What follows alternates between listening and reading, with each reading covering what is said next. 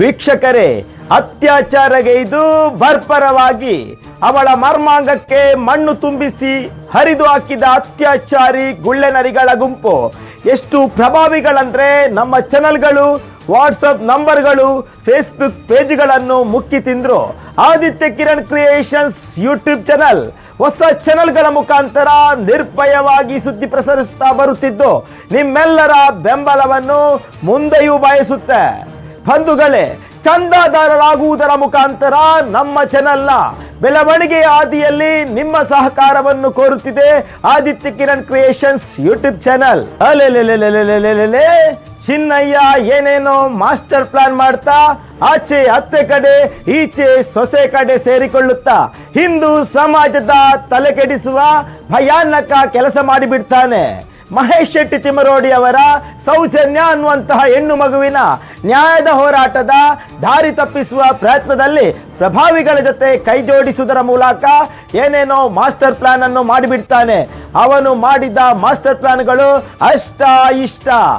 ದೈವ ದೇವರುಗಳು, ದೇವಸ್ಥಾನ, ಶಕ್ತಿ ಕೇಂದ್ರಗಳ ಹೆಸರನ್ನು ಬಳಸಿ ಹಿಂದೂಗಳ ನಂಬಿಕೆಗಳು, ಆಚಾರ ವಿಚಾರಗಳಿಗೆ ಚ್ಯುತಿ ಬರುತ್ತಿದೆ ಎಂಬಂತಹ ಸೆಂಟಿಮೆಂಟಲ್ ಮಾತುಗಳನ್ನು ಬಳಸಿ ಅಪಪ್ರಚಾರದ ಆರೋಪವನ್ನೊಡ್ಡಿ ಸೌಜನ್ಯ ಹೋರಾಟಗಾರರ ಹೋರಾಟವನ್ನು ಬೂದಿ ಮಾಡುವ ಪ್ರಯತ್ನವನ್ನು ಪ್ರಭಾವಿಗಳು ನಡೆಸುತ್ತಲೇ ಬರ್ತಿದ್ದಾರೆ.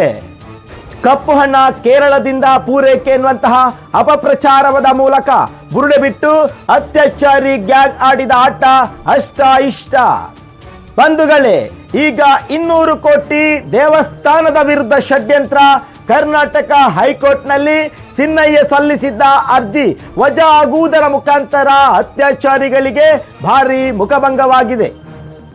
ಸೌಜನ್ಯ ಹೋರಾಟಗಾರರು ಹಾಗೂ ಚಿತ್ರನಟ ಪ್ರಕಾಶ್ ರಾಜ್ ಜೊತೆ ಸೇರಿ ಚಿತ್ರದುರ್ಗದ ರಮಾ ನಾಗರಾಜ್ ರವರು 200 ಕೋಟಿ ಫಂಡಿಂಗ್ ಮಾಡಿ ದೇವಸ್ಥಾನಕ್ಕೆ ಹಾಗೂ ಪ್ರಭಾವಿ ವ್ಯಕ್ತಿಗಳಿಗೆ ಕಳಂಕ ತರಲು ಷಡ್ಯಂತ್ರ ಮಾಡಿ ಗಿರೀಶ್ ಮಟ್ಟಣ್ಣನವರ ಜೊತೆ ಮಹೇಶ್ ಶೆಟ್ಟಿ ತಿಮರೋಡಿ ಬೆದರಿಕೆ ನೀಡಿ ಹಲವು ಹೇಳಿಕೆಗಳನ್ನು ಕೊಡಿಸಿದ್ದಾರೆ ಎನ್ನುವ ಚಿನ್ನಯ್ಯನ ಕಪೋಲ ಕಲ್ಪಿತ ಅರ್ಜಿಯನ್ನು ಮಾನ್ಯ ಹೈಕೋರ್ಟ್ನ ನ್ಯಾಯಾಧೀಶರು ವಜಾಗೊಳಿಸಿ ಆದೇಶವನ್ನು ಹೊರಡಿಸಿದ್ದಾರೆ. ಕಾನೂನು ವಿಧಿವಿಧಾನಗಳ ಮೂಲಕ ಚಿನ್ನಯ್ಯನ ವಿರುದ್ಧ ಕ್ರಮ ಕೈಗೊಳ್ಳಲು ಕೂಡ ಅಭಿಪ್ರಾಯಪಟ್ಟಿದೆ. ಚಿತ್ರದುರ್ಗದ ಹಿರಿಯ ನಾಗರಿಕರು, ಸಾಮಾಜಿಕ ಕಾರ್ಯಕರ್ತೆ ಶ್ರೀಮತಿ ರಮಾ ನಾಗರಾಜ್ ರವರು ಸಲ್ಲಿಸಿದ ಅರ್ಜಿ ವಿಚಾರಣೆ ಕುರಿತು ಮಾನ್ಯ ಹೈಕೋರ್ಟ್ ಈ ಅಭಿಪ್ರಾಯವನ್ನು ನೀಡಿದೆ.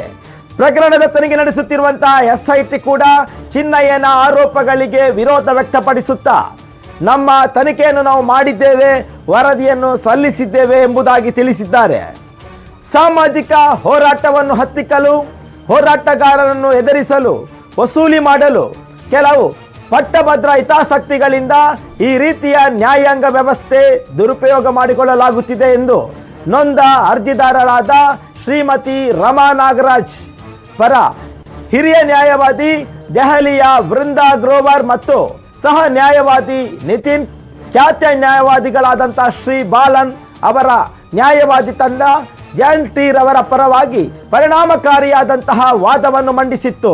ಚಿನ್ನಯ್ಯನ ಮೂಲಕ ಪಟ್ಟಭದ್ರ ಹಿತಾಸಕ್ತಿಗಳು ಸಲ್ಲಿಸಿದ 200 ಕೋಟಿ ರೂಪಾಯಿ ಷಡ್ಯಂತ್ರದ ಅರ್ಜಿ ಸುಳ್ಳು ಮತ್ತು ಹೋರಾಟವನ್ನು ಹತ್ತಿಕ್ಕುವ ಮಾಧ್ಯಮಗಳಲ್ಲಿ ಸುಳ್ಳು ಅಪಪ್ರಚಾರ ಮಾಡಿ ಸೌಜನ್ಯ ಹೋರಾಟಗಾರರನ್ನು ಮಾನಸಿಕವಾಗಿ ಕುಗ್ಗಿಸುವ ಕುತಂತ್ರ ಎಂದು ಸಾಬೀತಾಗ್ತಾ ಇದೆ.